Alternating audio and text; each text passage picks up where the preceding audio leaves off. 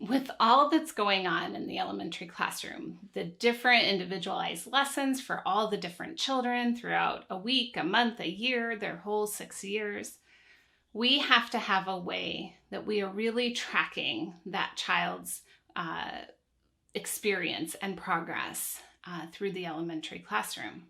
So we want to be sure that we're documenting all the lessons they've been given and documenting their progress. These permanent records are really important. They support you in your planning and your awareness of where a child has been. They support administration to understand and support children, and they help other teachers who may get that child in the future. So we have to have a way that we're tracking all the lessons a child has received and to a certain extent their progress through those concepts. Another thing that can make up a child's permanent record is a portfolio.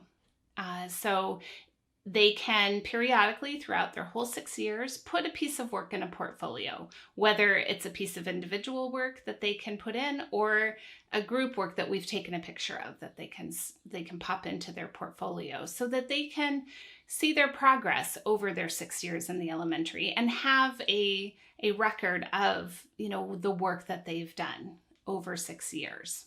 So that also can play in, and then we can send it off with them when they leave our elementary environment. Now, as you're considering how to keep these permanent records, a lot of schools are going to these online platforms, which is great.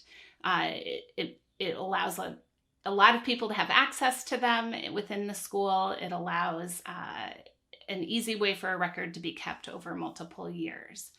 I don't recommend that parents have access to these. We need to have another way we communicate to parents, not just a list of lessons. They need to have something that they can digest and understand. But for the school, it's a really important way to keep track. So online platforms are fine, or your own internal method. So whatever's going to work best for your school.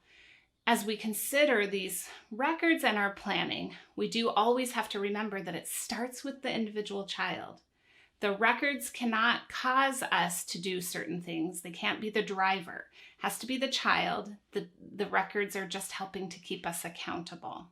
So we always want to go back to that focus on self-construction. We don't want curriculum to drive what we do, but we want to be able to see where we are so that we can effectively support children in their self-construction.